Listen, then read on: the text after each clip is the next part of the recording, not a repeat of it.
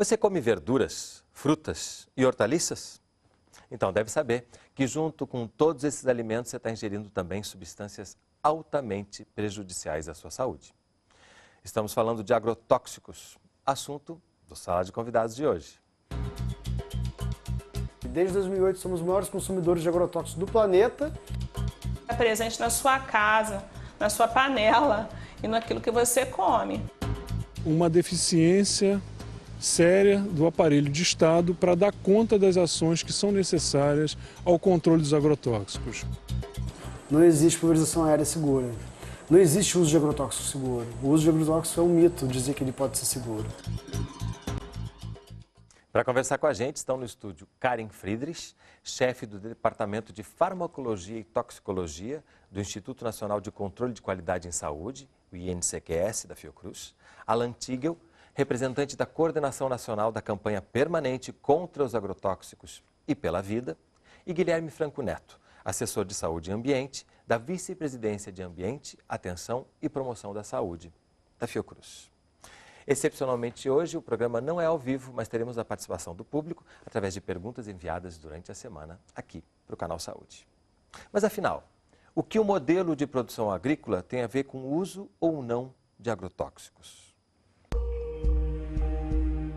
No segundo trimestre, a agricultura brasileira alcançou novos recordes. A colheita de mais de 186 milhões de toneladas de grãos e fibras impulsionou o crescimento do Produto Interno Bruto, que já alcançou 1,5% esse ano.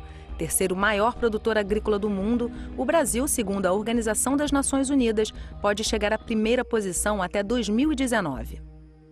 O crescimento do agronegócio brasileiro nos últimos 10 anos foi motivado pela utilização de transgênicos, sementes adaptadas para maior resistência a agrotóxicos. O consumo dos pesticidas nas plantações brasileiras aumentou em mais de 190% na última década, um modelo de produção que preocupa pesquisadores da saúde pública. Desde 2008 somos os maiores consumidores de agrotóxicos do planeta, com vários agrotóxicos permitidos no Brasil que são proibidos em outros países, porque já se há comprovação científica dos impactos graves à saúde pública e ao meio ambiente, e a população não sabe disso. Os agrotóxicos não estão presentes apenas no trabalhador do campo, né? Mas ele também está presente na sua casa, na sua panela e naquilo que você come. Já existe comprovação de que alguns agrotóxicos têm efeitos mutagênicos, ou seja, eles agem nos processos de iniciação do tumor. Segundo a Agência Nacional de Vigilância Sanitária, 22 tipos de agrotóxicos utilizados no Brasil estão proibidos na Europa. Para o ex-gerente de toxicologia da Anvisa, Luiz Cláudio Meirelles, o desafio para analisar os pesticidas e seus impactos começa na falta de infraestrutura. Uma deficiência séria do aparelho de Estado para dar conta das ações que são necessárias ao controle dos agrotóxicos, desde a sua avaliação até as ações de controle e monitoramento que são necessárias para você saber se a água está contaminada, se o alimento está contaminado, se o trabalhador está se expondo, está contaminado e está adoecendo. Além da dificuldade para a fiscalização, o processo para excluir os produtos mais nocivos do mercado esbarra em entraves burocráticos. A dificuldade que nós temos é que não é automática a retirada. Nós temos que obedecer toda uma legislação e essa legislação diz que você tem que fazer um procedimento de reavaliação, porque o agrotóxico, quando recebe o registro, ele recebe um registro para sempre. A fim de alertar a sociedade brasileira quanto ao consumo de agrotóxicos no país, a Abrasco reuniu cientistas para a formulação de um dossiê sobre os impactos na saúde. O documento compila indícios de contaminação ambiental em várias regiões do Brasil e o aumento da incidência de câncer, depressão e suicídio nessas regiões. A resposta ao dossiê veio com uma crítica da Associação Nacional de Defesa Vegetal. Segundo o diretor da Andef, Eduardo Dayer, as pesquisas sobre a utilização de agrotóxico têm viés ideológico. A polêmica não fica somente nos questionamentos ao dossiê apresentado pela Abrasco. Tramita rapidamente no Congresso uma mudança no marco regulatório para a aprovação de agrotóxicos no Brasil. Hoje, para ser comercializado, um agrotóxico passa pela avaliação do Ministério da Agricultura, do IBAMA e da Anvisa. Para agilizar o processo, a proposta é que essa avaliação fique a cargo somente do Ministério da Agricultura. A gente vai estar num cenário muito pior do ponto de vista de saúde pública relacionado à exposição a agrotóxicos no Brasil. porque se o setor saúde perde essa competência e o olhar para esses produtos for um olhar exclusivamente do ponto de vista da sua eficácia para controle de pragas e não da proteção à saúde humana e da proteção ao meio ambiente, nós teremos perdas, né, muito grandes do ponto de vista da proteção da população.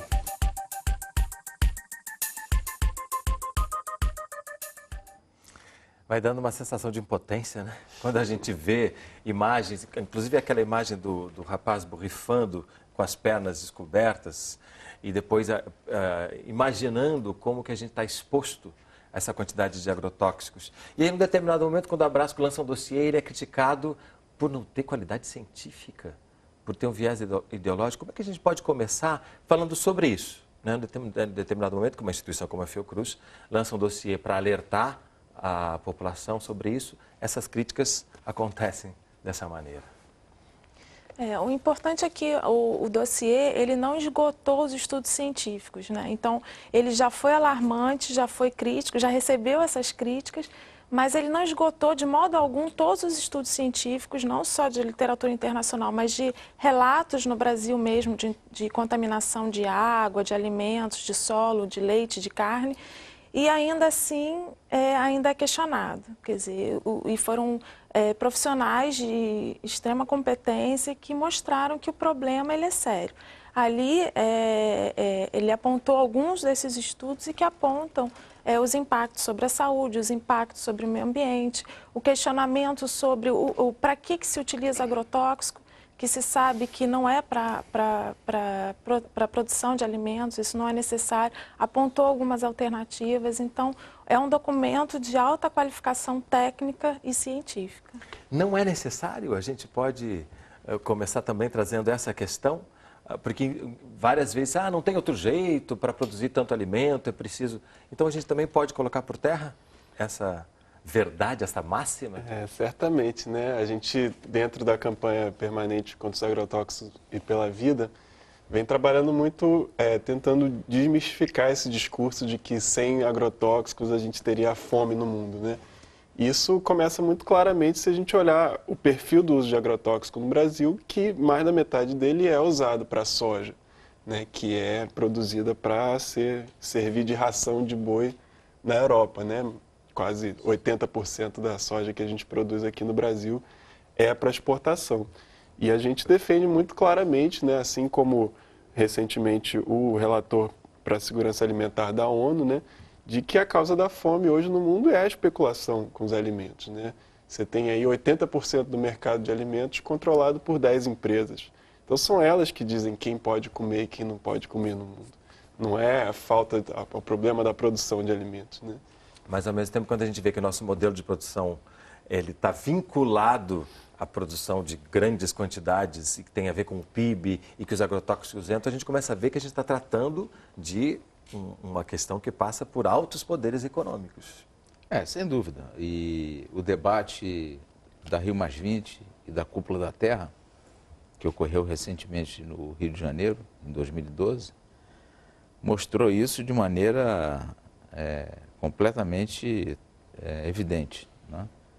De que, no fundo, o mundo, vamos dizer assim, do negócio dos alimentos é hoje um dos mundos mais lucrativos e com essa perversidade de trazer consigo um conjunto de incentivos, né, e, entre aspas, benefícios aos produtores,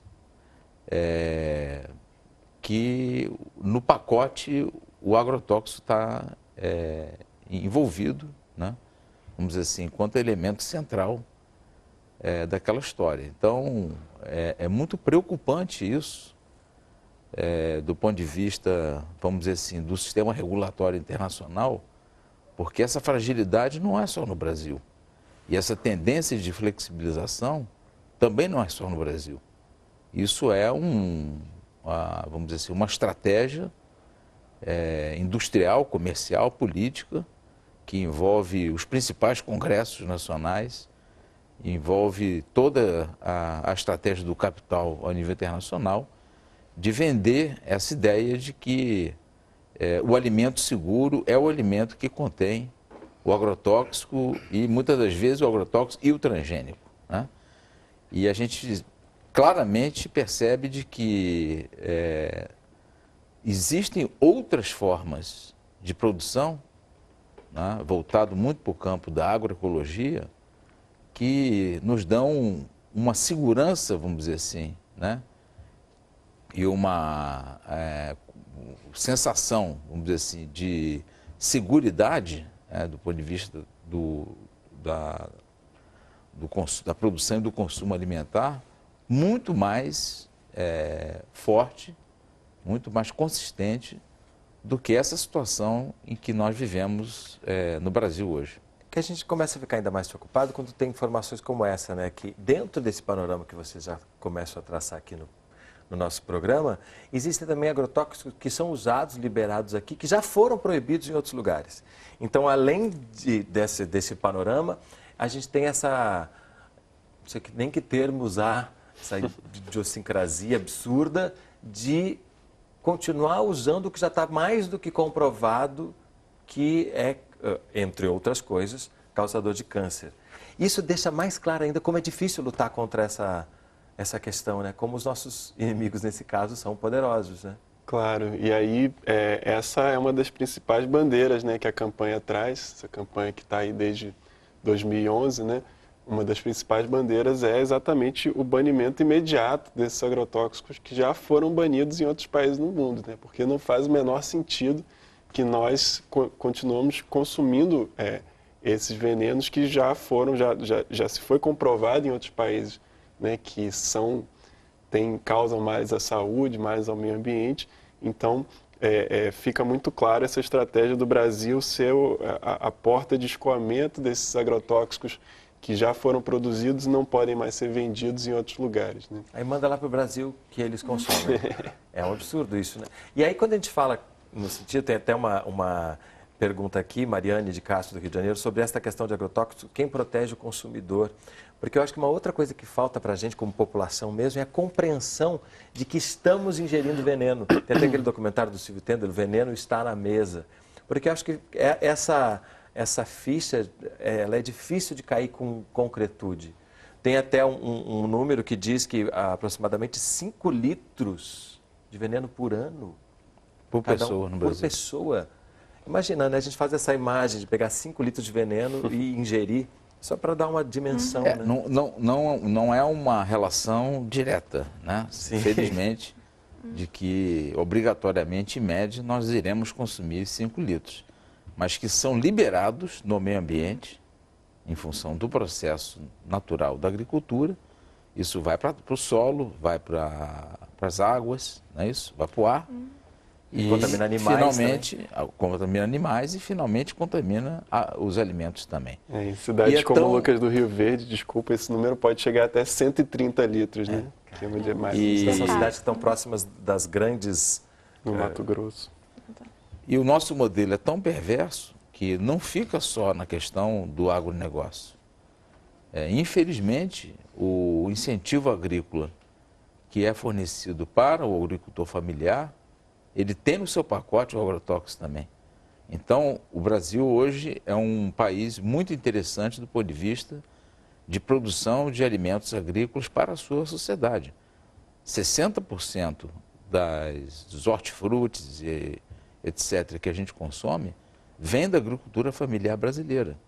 Mas, infelizmente, com níveis de contaminação, como vem demonstrando a Anvisa pelo programa PAR ao longo dos anos, muito preocupantes, porque esses produtores gostariam de poder não usar o agrotóxico. Existe uma imposição. Existe um incentivo que, para que eles possam obter o financiamento por parte dos programas de incentivo à agricultura, o agrotóxico é um ingrediente mandatório nesse processo. Ele adquire instrumental, adquire, enfim, os elementos lá que ele necessita. Que também utiliza agrotóxico. E incluído o agrotóxico. Ou seja, é um pacote já completo em que o agricultor, pela, vamos dizer assim, pressão econômica que ele vive, da vulnerabilidade, ele é obrigado a, enfim, lidar com isso. Outro elemento que eu acho que é muito importante no debate global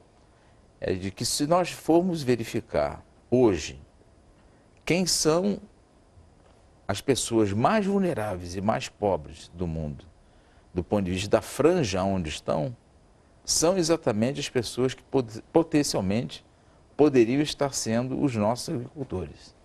Quer dizer, é de uma perversidade isso imensa.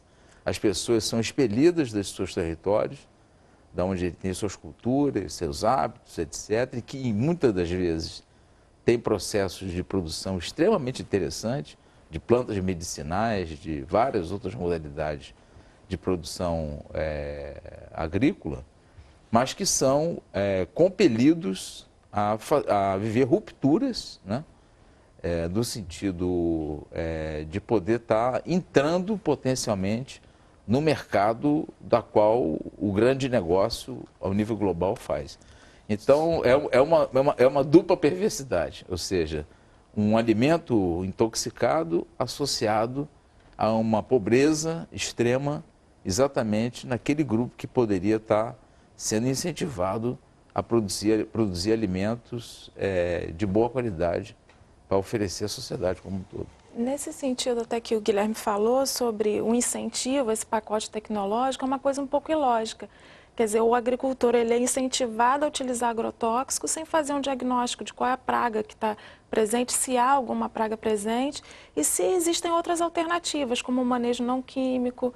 Então, é um incentivo do veneno pelo veneno, né? A mesma coisa quando a gente toma um remédio, a gente está doente, a gente vai tomar quando tem uma prescrição, um médico vai prescrever para aquela doença, naquelas condições, naquela posologia, etc. Quer dizer, nesse caso, o agricultor é incentivado a usar pelo uso, ou seja, qualquer remédio, realmente é para fortalecer a venda de agrotóxicos. Aí nesse sentido tem uma pergunta aqui do João Henrique da Silva de São Paulo. Afinal, a quem interessa que consumamos estes venenos? Será que o governo, eu vou colocar um S aqui, os governos são cúmplices desses empresários? Será que não bastam os números de cânceres aumentando anualmente? Hoje a gente vive, né, em relação à questão agrária no Brasil, né, esse modelo que a gente chama de agronegócio. Né? Mas o que é o agronegócio? O que a gente, né, nós, enquanto campanha, enquanto movimentos sociais do campo, entendemos enquanto agronegócio? É essa aliança, né, que é feita, em primeiro lugar, do capital financeiro internacional, as multinacionais, que são as mesmas que fabricam transgênicos, agrotóxicos e, por vezes, até os remédios, né, completando esse ciclo de perversidade. Né? A gente ainda tem uma mídia, né, uma grande imprensa que está toda hora incentivando e colocando dados, como foi citado ali, da importância, né, da teórica importância da produção do agronegócio no nosso PIB, mas a gente vai ver que essa riqueza ela não é nossa, ela não fica aqui. Né? Então, mesmo que se tenha uma alta produção de soja, essa soja ela é exportada pelas multinacionais, são as multinacionais que ganham dinheiro com os insumos, né? Com os fertilizantes, com os agrotóxicos e com os transgênicos, né? E isso tudo não fica, não gera riqueza para o Brasil. E, por fim, as bênçãos do Estado, né? Que consegue conceber todo esse marco regulatório, tanto no sentido de liberar cada vez mais o uso de agrotóxicos, de liberar cada vez mais o uso de transgênicos, por um lado. Por outro lado, não exercer o papel de fiscalização. Hoje a gente não sabe quanto de agrotóxico que se usa no Brasil. Então, essa média, né, dos 5,2 litros vem de um dado do próprio Sindicato das Indústrias de Agrotóxicos. O uso de agrotóxicos no Brasil hoje é completamente descontrolado. A gente tem, acho que se não me engano, são 3 ou 4 estados só que possuem um sistema informatizado que sabe quanto de agrotóxico que é vendido. Né? O resto não se sabe e não se dá nem para saber através dos impostos, porque em muitos estados, a gente descobriu isso, né? Durante a campanha, você tem 100% de isenção aí para a venda de agrotóxicos. Então, a gente está literalmente no escuro dentro dessa questão e cada vez mais estão empurrando, né, esse modelo, né, e aí, voltando à questão do agronegócio, né, esse modelo, ele também, como o Guilherme estava falando, ele integra a agricultura familiar dentro dele, né, e aí, por isso que a gente vem trazendo, né, enquanto a campanha, enquanto os movimentos sociais do campo, a noção da agroecologia, né, e que é essa outra forma de produção camponesa, né, das famílias que estão no campo e que tem sim outra forma, e aí a gente tem aí experiências 1000 pelo Brasil afora de como que é possível sim fazer uma produção de alimentos em escala, em quantidade e alimentos saudáveis, né, tanto para quem produz quanto para quem... E mantendo as pessoas nos seus locais de vida e de trabalho, né? Exatamente. Que é a questão também da não expulsão por causa da dificuldade de trabalhar e de sobreviver, né? Eu gostaria de aproveitar a pergunta que foi feita, que é interessante, para trabalhar com duas outras vertentes dessa questão, né? Primeiro, um pouco uma posição, eu diria, dúbia ou dupla, que o Estado brasileiro tem apresentado.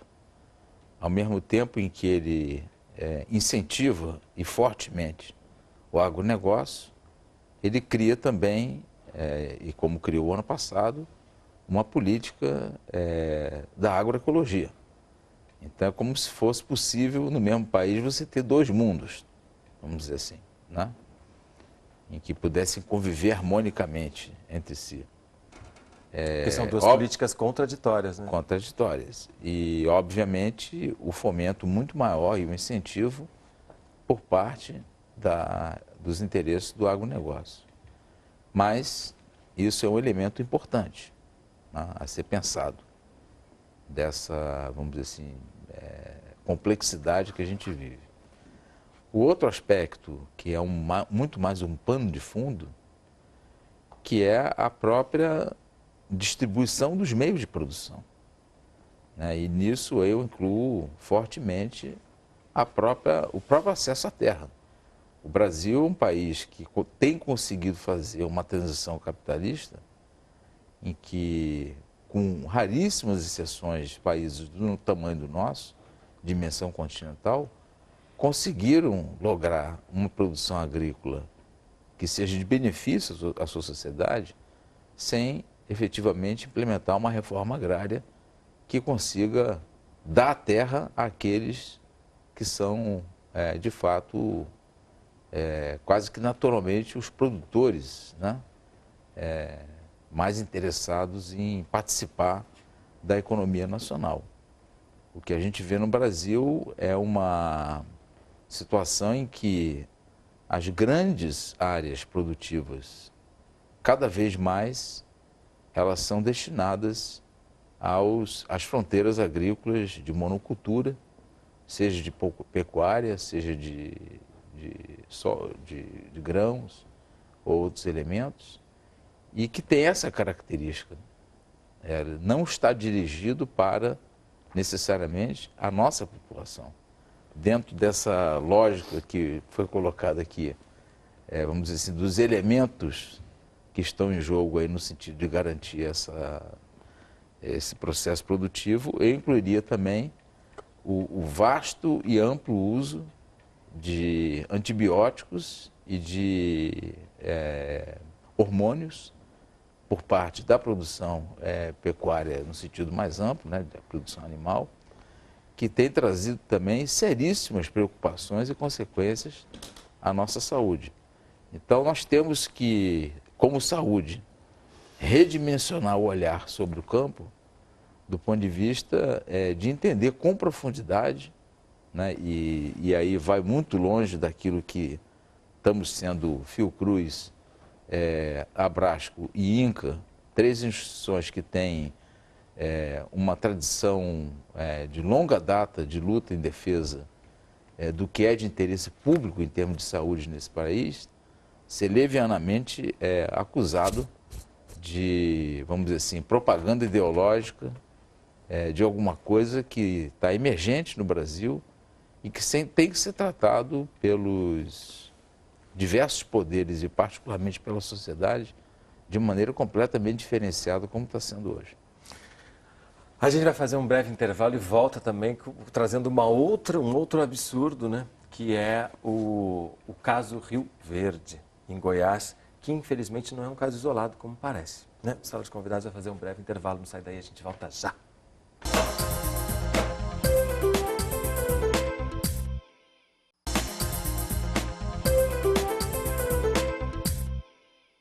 Sala de Convidados está de volta conversando sobre agrotóxicos e o modo de produção agrícola.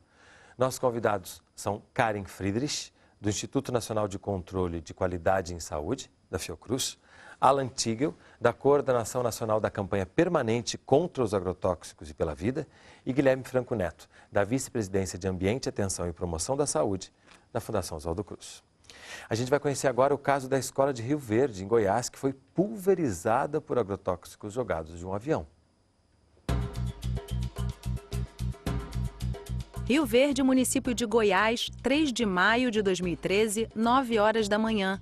Horário do recreio na Escola Municipal José do Pontal. Mais de 120 crianças brincavam ou lanchavam no pátio quando um avião agrícola sobrevoou o local, pulverizando a escola. Teve uma hora que passou pertinho do balanço, lá a gente viu o veneno derramar assim, em cima de todo mundo. Dava pra ver as gotículas de veneno assim, caindo em cima da gente. Em seguida os alunos começaram a coçar. Coçar, tirar a camisa, coçar. E eu vi quando a professora Renata e outros professores falaram, olha, os meninos estão passando mal, os meninos estão passando mal. 29 crianças e 8 adultos foram internados nos hospitais da região com intoxicação aguda. O piloto, que foi preso por crime ambiental, disse que não percebeu que o prédio era uma escola. Não é um caso isolado, né? Eu estou vindo aqui fazer essa discussão aqui porque isso já aconteceu em vários municípios lá no Mato Grosso, né? A gente tem já todo um trabalho de manejo desse acidente ou não acidente, né? Não sei nem se é um crime, às vezes é um crime você passar, provavelmente vai ser um crime, né? Está sendo julgado isso, você passar com avião pulverizando em cima da escola. Os depoimentos estão no documentário Pontal do Buriti, Brincando na Chuva de Veneno, produzido poucas semanas depois do acidente. Desde então, o Ministério Público e autoridades sanitárias vêm acompanhando o caso. As últimas informações são de que algumas crianças e professores atingidos ainda têm sintomas de intoxicação e seguem sendo observados. A prática da pulverização aérea tem restrições e normas que incluem uma distância mínima de 500 metros de cidades e povoamentos, mas em muitas regiões essas normas não são respeitadas. Rio Verde é emblemático nisso. E não é o único. Nós já tivemos vários exemplos e vamos continuar tendo outros exemplos de contaminação que prejudicam vários segmentos. Não só contaminam as pessoas e matam, que é uma situação extremamente grave, como também impede, né, aqueles que desejam produzir de forma orgânica ou de forma agroecológica de produzirem seus alimentos, porque essa deriva vai sempre contaminar aquelas plantações que às vezes estão a muitos quilômetros de distância. No Brasil, a aviação agrícola atua em cerca de 20 milhões de hectares, correspondentes a até 15% da área cultivada. Não há números exatos sobre a pulverização acidental ou a deriva, que se espalha por áreas próximas, mas pesquisas apontam que podem chegar a 30% do agrotóxico aplicado. Não existe pulverização aérea segura. Não existe uso de agrotóxico seguro. O uso de agrotóxico é um mito, dizer que ele pode ser seguro.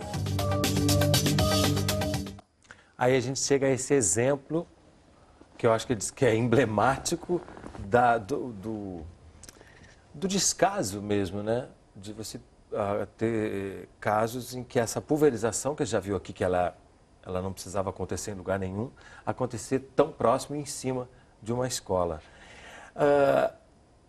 Isso nos deixa ainda com uma sensação maior de impotência, né? De que começa a pensar, ali as crianças começaram a sentir na hora os efeitos. O que a gente pode enumerar de consequências, tanto dessa exposição absurda imediata das crianças e de quem aplica, quanto da gente consumidor, ou seja, todos nós? Como foi falado, esse é um exemplo, né? Então, infelizmente, muitas escolas rurais estão passíveis de acontecer isso. E existem casos no Mato Grosso, na Bahia, que relatam esses casos. Aí aconteceram dois problemas. Além dele pulverizar por cima da escola, independente se ele viu se era um prédio ou não, um prédio ele tem pessoas, né? Espera-se isso, então ele feriu a lei nesse sentido. E o agrotóxico que foi pulverizado, ele não é permitido para pulverização aérea. Então ele já levantou voo cometendo um crime, né? Então, para esse tipo de agrotóxicos, para esses agrotóxicos específicos, que na verdade é um produto que é uma mistura, diversos efeitos para a saúde podem acontecer. Então, desde esses efeitos agudos que as crianças e os professores relataram, como dificuldade respiratória, irritação cutânea, etc., A longo prazo, esse acidente ele pode causar efeitos para a saúde, como hepatotoxicidade, nefrotoxicidade, e tem até alguns estudos... Fígado e rim. Fígado e rim, isso. E tem até alguns estudos que ainda não são bem conclusivos que mostram até casos de câncer.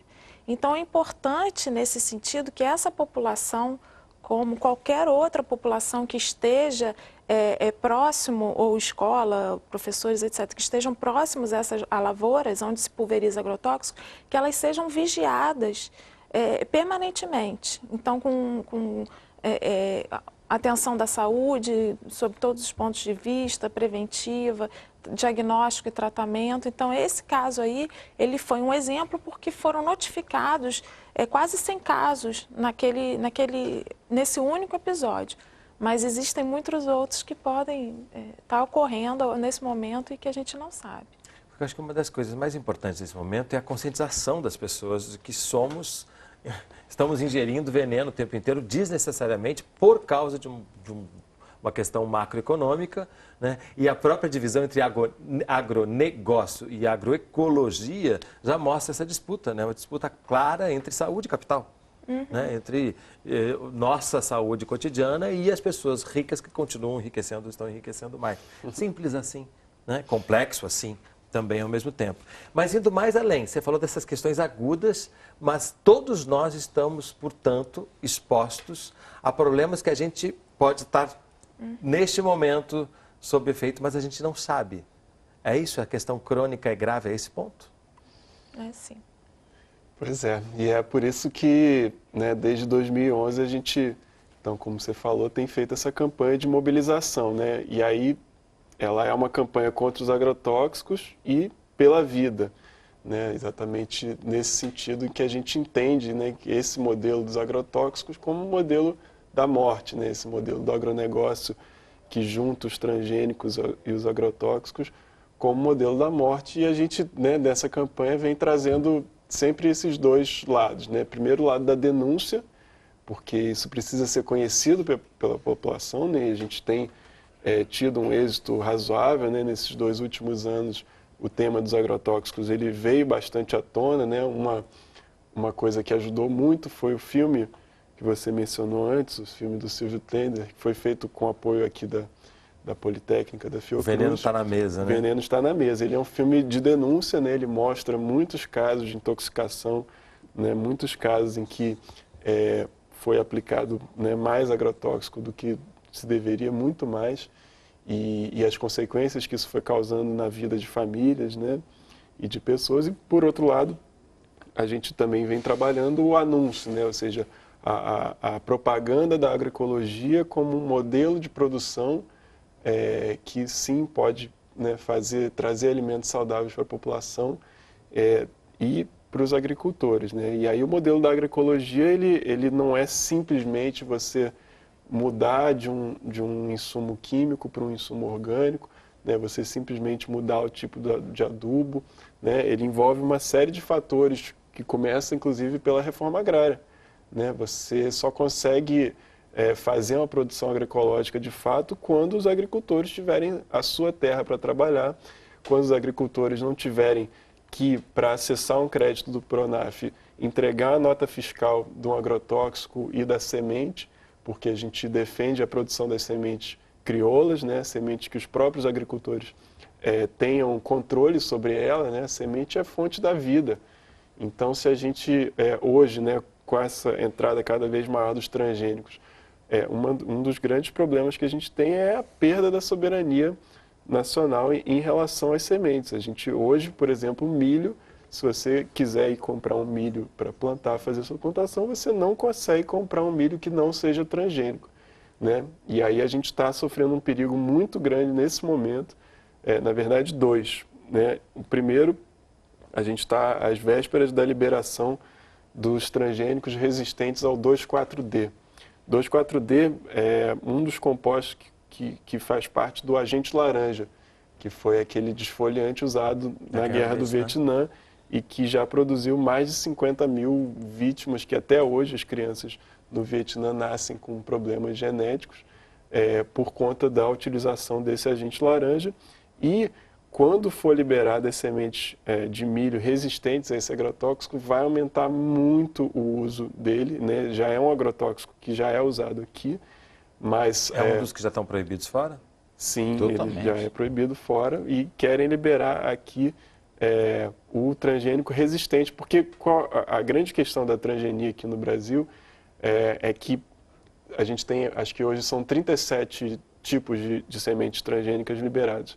Dessas, 31 são feitas para serem resistentes aos agrotóxicos. Então, trazem embutido em si que mais agrotóxicos podem ser liberados. Exatamente. Elas são resistentes. A lógica é essa, né? A lógica do monocultivo é a lógica em que você só, numa grande extensão de terra, num latifúndio, você só vai ter um tipo de cultura ali dentro. Não vai poder ter mais nada, nem uma plantinha, nem micro-organismo do solo. O que é contraditório à própria natureza, né? Exatamente. É deserto, né? E aí a agroecologia vem exatamente pelo lado disso. Então, quando você planta o transgênico, o cara pode jogar agrotóxico ali à vontade, porque ele vai matar tudo, menos a planta que você está querendo que ela cresça. Porque ela vai ficar viva para a gente comer e a gente ingerir o veneno. Exatamente.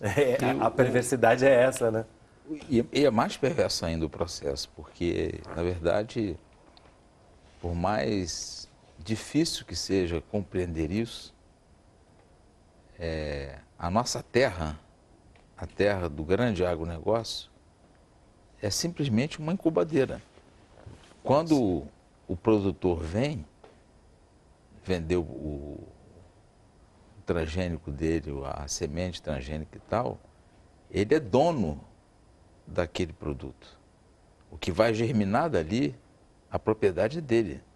Os nossos grandes proprietários rurais viraram, vamos dizer assim, barriga de aluguel dos produtores. Então, a cadeia, o processo produtivo, ele se modifica muito num processo de globalização do capital, de forma tal que, vamos dizer assim, para você fazer parte desse negócio, você tem que se associar a esses grupos que dominam essa tecnologia, porque não é mais, não sou eu que compro um lote, vamos dizer assim, ou uma safra, ou, enfim, de grãos, etc., e aquilo eu vou produzir na minha terra e eu vou ganhar dinheiro com aquilo. Não, aquilo lá já tem dono. O pacote é completo. Você vai me emprestar a sua terra e com isso, do ponto de vista da sociedade e particularmente dos processos de assentamento das populações no campo, se torna mais grave ainda. Porque esses fenômenos, como Rio Verde e outros mais, eles não aconteciam no Brasil, até porque, e se você for observar, é isso que está acontecendo em todas as grandes capitais do Brasil, você está perdendo aquela franja da transição entre o que é rural e o que é cidade. Cidades como Brasília é impressionante, acaba, vamos dizer assim, as construções civis e já começam as grandes produções de soja. Eu fui numa reunião, numa conferência estadual, por incrível que pareça, no Piauí, em que a denúncia central que vinha dos trabalhadores do campo do sul do Piauí, e isso acontece também no Maranhão, é exatamente essa, é a ruptura completa do ecossistema que existia ali, que permitia com que essas pessoas conseguissem, vamos dizer assim, ter o seu modo de vivendi mais ou menos assegurado. Só para dar mais um exemplo de como é louco isso. Além da pulverização, além do contato direto com químicos, você tem escolas, hoje literalmente no Brasil, em que a distância entre o que está produzido e a escola, às vezes é menos do que 2 metros. Então, como o processo é muito mecanizado, você tem um grau de violência aí associado a isso muito grande, porque aquelas pás que vêm colhendo o troço, muitas vezes as professoras são obrigadas, quando está vindo a pá, a fechar a janela da escola manter os garotos em proteção ali e muitas vezes escutar o barulho da pá batendo na parede da escola, como se fosse assim um dragão aí engolindo é uma imagem... aquela sociedade. Então, assim, é um troço gravíssimo o que está ocorrendo. Mas é uma imagem muito potente para a gente entender também, né? A gente falou desse capital engolindo o que é ecológico e também dando pouca importância à educação, à infância, à saúde de todos, né? Porque essa imagem propicia que a gente entenda essa perversidade dessa forma, né? O que é mais assustador ainda. Mas vamos tentar aqui ver uma luz no fundo do túnel, dizendo só nos restam os orgânicos, quem diz é Anaís de Jesus de Criciúma, que são caríssimos. Ou, diz ela, produtos importados. Tenho a impressão de que existem alimentos para os pobres consumirem e para os que têm mais poder aquisitivo. Acho que esta é a política do governo quando se coloca de forma ambígua no incentivo da produção agrícola. Exatamente. O nosso projeto, né, o nosso projeto de reforma agrária popular, nosso projeto de produção agroecológica, ele é um projeto para a produção de alimentos em larga escala, em preço baixo. Para que não fique com o preço que tem hoje. Agora, quando você tem um cenário, né, em que o governo federal investe 120 bilhões no agronegócio e 18 bilhões na agricultura familiar... Os dois são bi? Sim.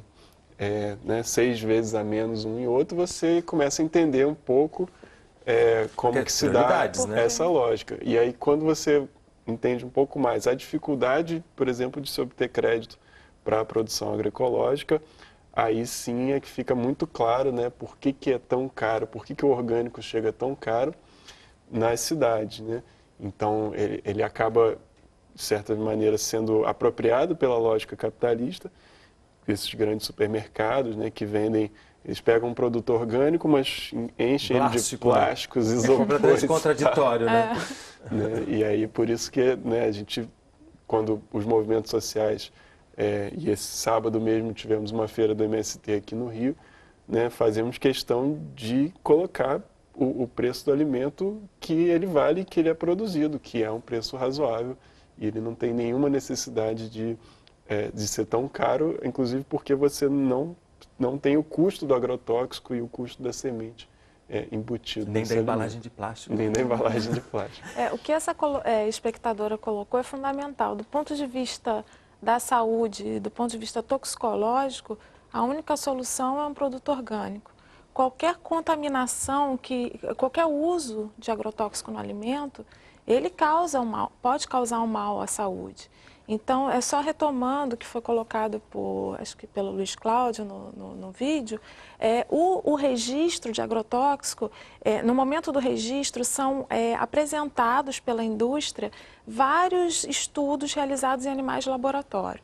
Então, desde camundongos, cães, ratos, etc. Então, esses estudos, eles avaliam diferentes efeitos sobre a saúde.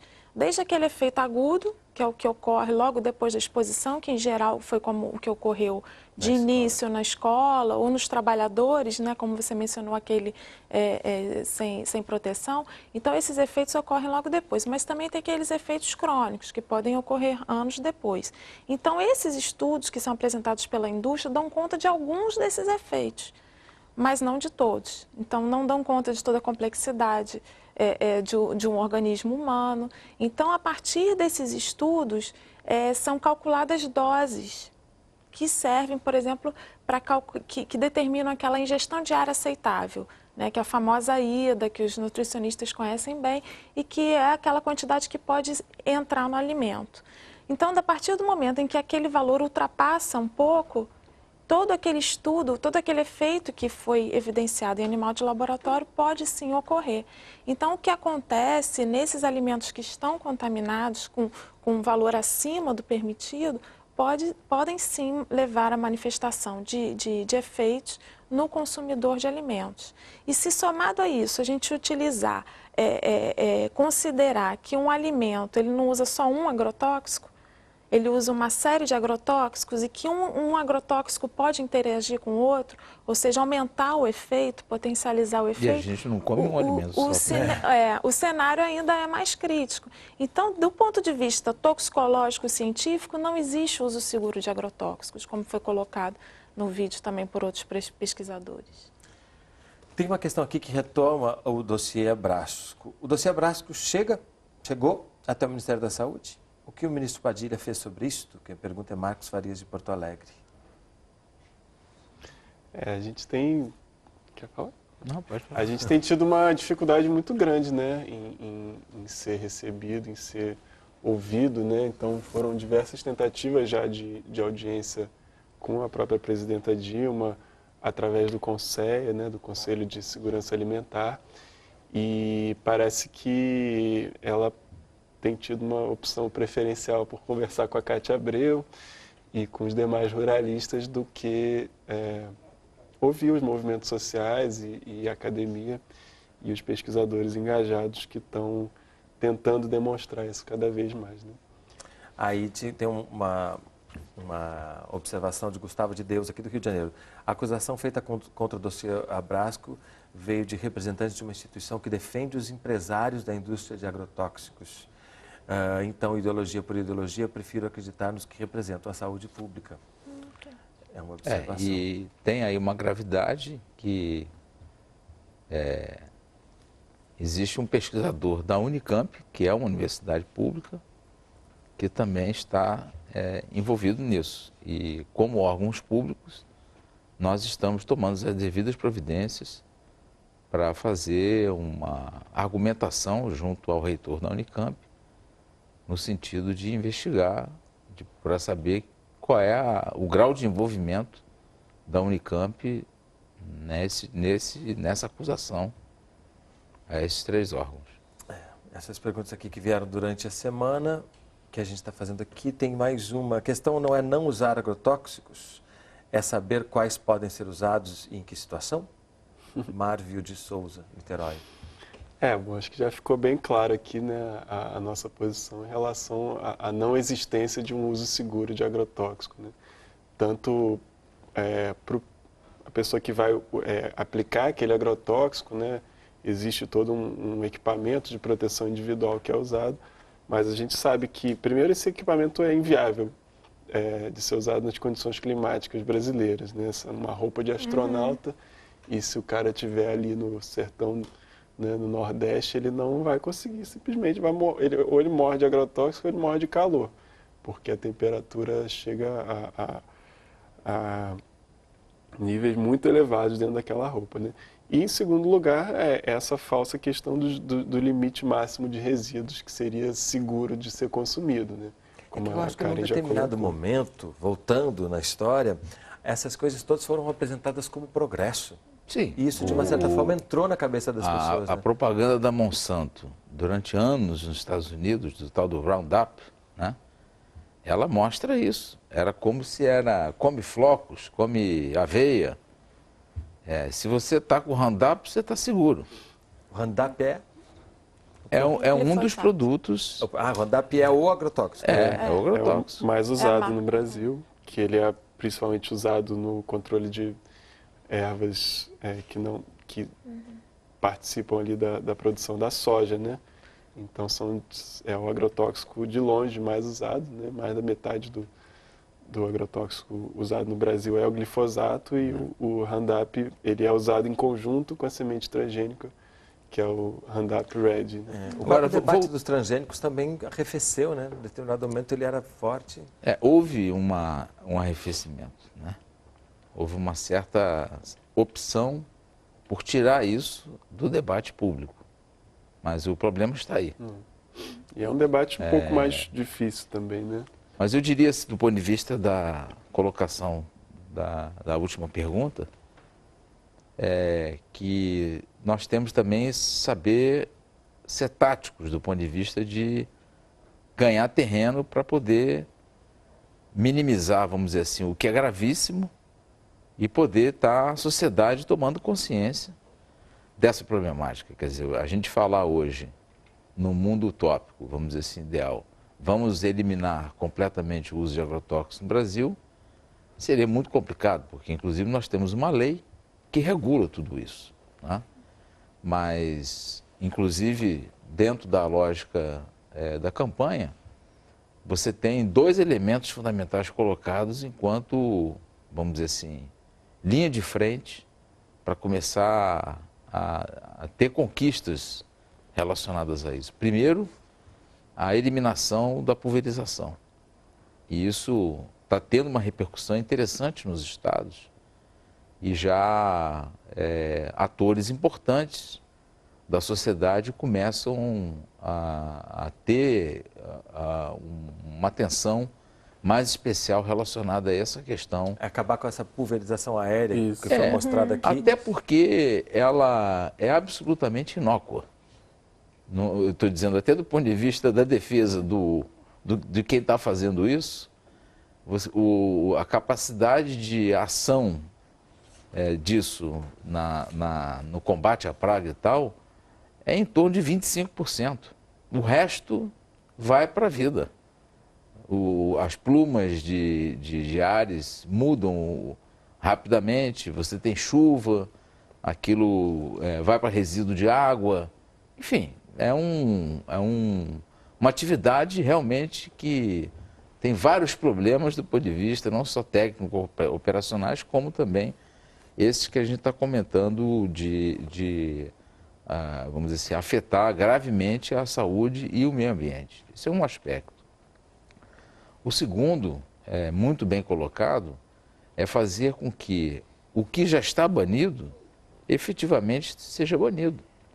Quer dizer, se você já tem todo um consenso ou uma evidência científica internacional dizendo que um conjunto de agrotóxicos que são ainda aplicados no Brasil, de larga escala, eles já estão condenados em outros países e, vamos dizer assim, existem alternativas a seus usos, minimamente, se essas duas coisas forem a curto prazo tratadas, você ganha fôlego para fazer com que esse debate se complemente com uma questão de mais profundidade que tem a ver com essa questão toda do uso do solo, né, do acesso dos trabalhadores e da população do campo à própria produção adequada dos alimentos, entre outras coisas. Então, é uma agenda de larguíssimo prazo, né? Esse problema de agrotóxicos não é do Brasil, é um problema global da humanidade, isso está na agenda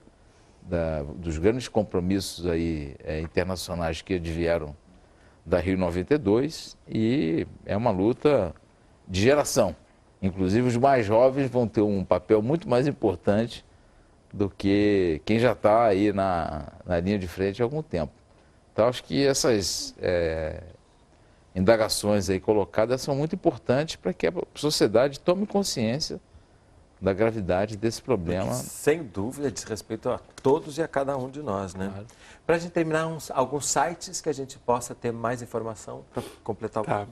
Bom, o primeiro deles é o site da campanha permanente contra os agrotóxicos e pela vida, né, que é o contraosagrotóxicos.org. Nesse site você vai encontrar bastante material, tanto materiais da campanha, logomarca, panfletos, todas as cartilhas que a gente vem fazendo, né? A gente tenta trabalhar com essa ideia da produção de materiais educativos, né? Tanto para a sociedade em geral, para os agricultores, né? Lá você vai encontrar também cartas e moções e, enfim, posicionamentos que a campanha tem realizado, além de material, vídeo, livros, relatórios, né? Então, o dossiê da Abrasco... O dossiê está presente nesse site também. Pode ser baixado lá pelo site, né? O relatório feito no âmbito do Congresso Nacional, coordenado pelo deputado Padre João, foi um relatório muito completo também, pode ser encontrado lá. O livro da Flávia Londres, que é um livro fundamental, que chama Agrotóxicos no Brasil, uma luta em defesa da vida. Então, tudo isso pode ser encontrado lá. E um outro site que a gente gostaria de indicar também, com bastante coisa, é o site o portal do Observatório da Política de Saúde para Populações do Campo e da Floresta. Em 2011, o Ministério da Saúde lançou essa política, né, que é a Política Nacional de Saúde Integral para as Populações do Campo e da Floresta. E a UNB, né, em parceria com várias universidades, né, no que a gente vem chamando uma teia de ecologia de saberes e práticas, que envolve tanto a academia quanto os movimentos sociais e o SUS, né, trabalhadores e gestores do SUS, Então, formando essa teia que tem o objetivo de não só, né, chama-se observatório, mas não é só para observar, é também para agir, para implantar, então, de fato, essa política que tem como objetivo, né, assegurar e melhorar a saúde das populações do campo e da floresta. Que é saúdecampofloresta.unb.br. Exatamente. E além do Veneno Está na Mesa, do Silvio Tendler, que já está preparando o Veneno Está na Mesa 2, que em breve vai ser lançado. Dia 3 de dezembro. A gente tem também 2 outros vídeos aqui produzidos também na Fiocruz, que são Linha de Corte, que fala dos trabalhadores rurais, né, dessa ligação direta, e Nuvem de Veneno, que é um outro filme sobre a escola de Rio Claro e outras questões que passam por tudo que a gente falou aqui, que deixam a gente com uma sensação de impotência, uma sensação de terror, mas ao mesmo tempo uma sensação de que há caminhos para lutar, há questões que são urgentes e outras que a gente precisa se dedicar para que a gente possa reverter essa história. Geração, quem sabe uma geração, mas que eu acho que é uma luta que diz respeito, sem dúvida, à nossa saúde, à saúde pública. Obrigadíssimo pela presença de vocês aqui conosco hoje. Se você quiser rever ou mesmo gravar esse programa, entre no nosso site www.canalsaude.fiocruz.br. Você pode também acompanhar o Canal Saúde no Facebook e no Twitter. O Sala de Convidados contou com a colaboração da NBR. E a gente se vê na próxima semana. Até lá!